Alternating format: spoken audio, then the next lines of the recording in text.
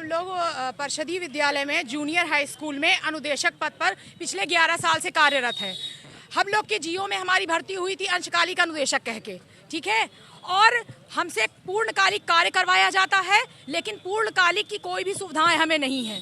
पूर्णकालिक वहीं पर शिक्षक हैं, उनका वेतन है 1 लाख 1.25 लाख, उनको सारी सुविधाएं हैं, ठीक है। लेकिन हमें एक भी सुविधा का लाभ नहीं है। हमसे काम करवाया जाता है पूर्ण शिक्षक की भांति।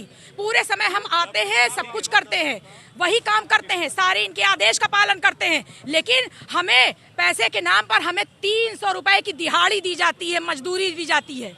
और अगर हम अनुपस्थित हो जाते हैं किसी कारणवश, चूंकि हमें ना कोई सीसीएल है, ना सीएल है, ना मेडिकल है, किसी तरह की कोई सुविधा नहीं है, क्या हम इंसान नहीं है? हमारे छोटे छोटे बच्चे हैं, कभी अगर बीमार हो गए, अगर हम अनुपस्थित हो गए तो बिना कोई किसी जानकारी के हमारी वो 300 रुपए की मजदूरी काट ली जाती है।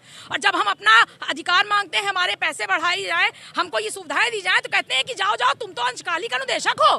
तब इनको याद आता है कि हम अंशकालिक अनुदेशक हैं, और जब इनको अपना काम कराना होता है तब ये कह देते हैं शिक्षक है, शिक्षक है। पूरा शिक्षकों का काम हमसे कराया जाता है, चाहे वो चुनाव की ड्यूटी हो, चाहे बीएलओ हो, चाहे वो गांव का सर्वेक्षण करना हो, बाल गणना, जनगणना, दुनिया भर के काम इनका बस चले तो हमको कह दे कि जाओ खेत भी काटाओ।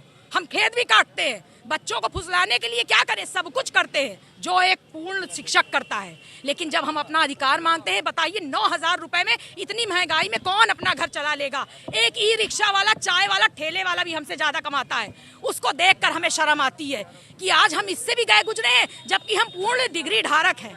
हमने 2-2, 3-3 साल की पूरी डिग्रियां ली हैं, जो एक योग्य शिक्षक का मानक है। पूर्ण मानक पूरा करके हमारी मेरिट बन के आई है। शिक्षा मित्रों की तरह हम लोग गांव प्रधान की वजह से नहीं चुने गए हैं, हमारी पूरी मेरिट बनी है, जिला स्तर पर बनी है।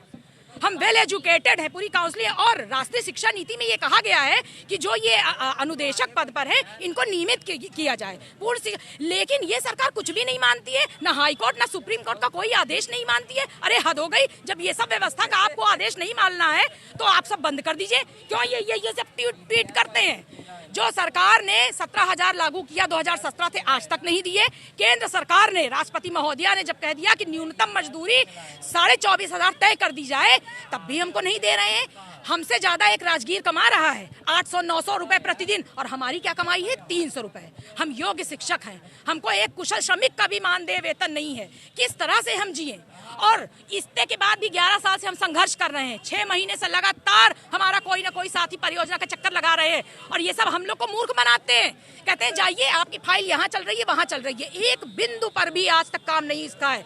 100-100 किलोमीटर दूर महिलाएं जाती हैं, ठीक है। बताइए 9,000 रुपए में 4,000 वो गाड़ी का किराया दे रही है, बचा 5,000 रुपए।